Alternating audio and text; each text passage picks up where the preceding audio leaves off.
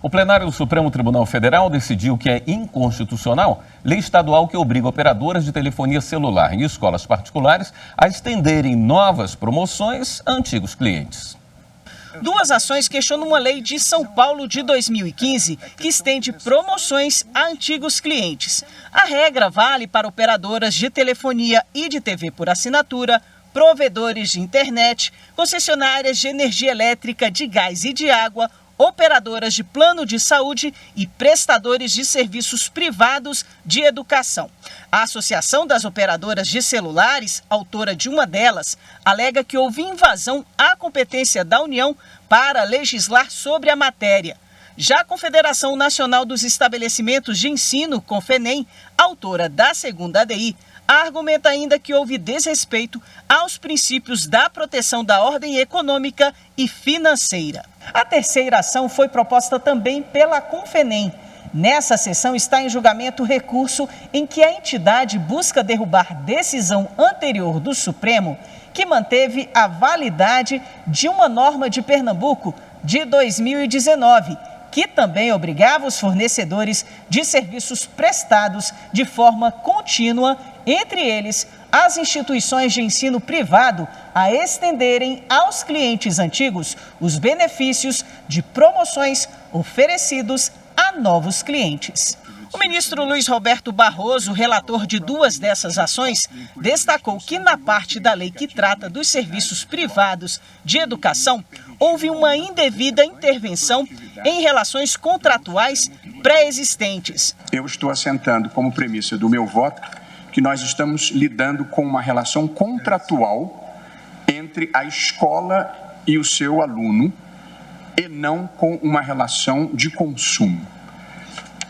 Por isso, penso eu, deve-se reconhecer a inconstitucionalidade formal da norma, por violação ao artigo 22, inciso 1 da Constituição, que dá à União a competência privativa em matéria de direito civil, matéria legislativa civil.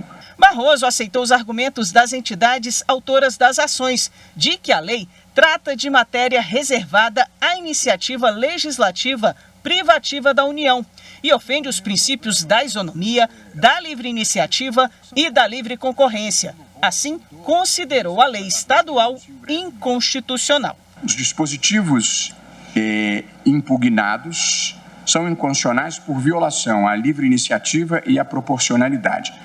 É lícito que prestadores de serviços façam promoções e ofereçam descontos com a finalidade de angariar novos clientes, sem que isso signifique conduta desleal ou falha na prestação do serviço a clientes pré-existentes. No recente julgamento das ADPF 706 e 713, o plenário do Supremo entendeu que a imposição de descontos lineares e automáticos em contratos celebrados entre alunos e instituições de ensino, sem considerar as peculiaridades de cada relação, representava violação à livre iniciativa e à proporcionalidade. Na ocasião, a hipótese dizia respeito à concessão de descontos em razão da pandemia da Covid-19. Com a migração das atividades educacionais para plataformas virtuais, um conjunto de decisões que determinava a concessão de descontos para os alunos, ao argumento de que as instituições de ensino teriam tido uma redução de seus custos, foi declarada inconstitucional pelo Supremo Tribunal Federal e penso que as mesmas considerações desenvolvidas no precedente que acabo de mencionar são aplicáveis ao presente caso.